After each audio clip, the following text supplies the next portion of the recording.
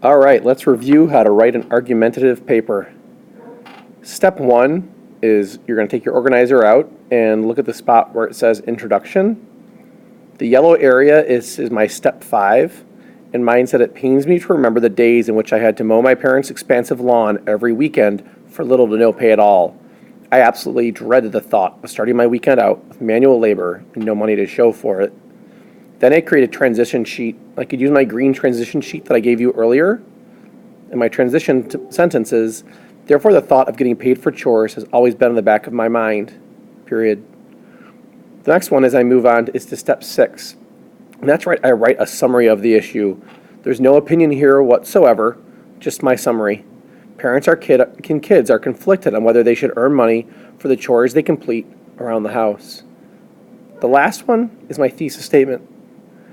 Even though doing chores is part of everyday life, kids should get paid for doing chores around the house because it teaches them how to manage their money, and kids have a better relationship with their parents. And that's from step 4 in my organizer. Your paper will either have 2 body paragraphs or 1 body paragraph just based on the scope article we read. In the first sentence, which is blue, you see I have a fact that I found in the scope article.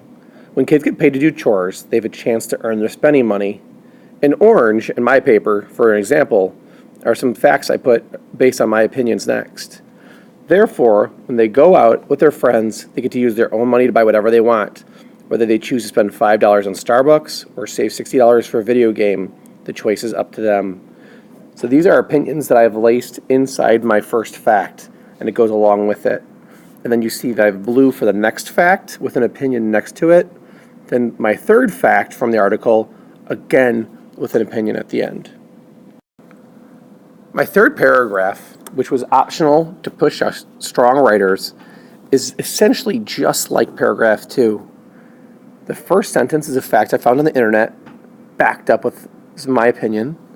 And then again, I have another fact backed up with some of my opinion. This is really where I get a chance to show my voice as a writer. And then next is another fact from the internet, again, laced with my opinion. A good argumentative paper always acknowledges the other side. So the first thing I want to do is look at my organizer and find step 3. However, some parents feel like kids need to do chores to be a part of the family. This is showing the other side of the argument, not just my opinion. Then I put the thought is that everyone needs to contribute equally to running the house. Again, showing the other side.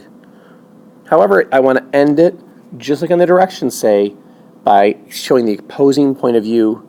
Yet this idea is ridiculous because if kids don't get paid for tasks, how will they learn to be independent and gain spending money?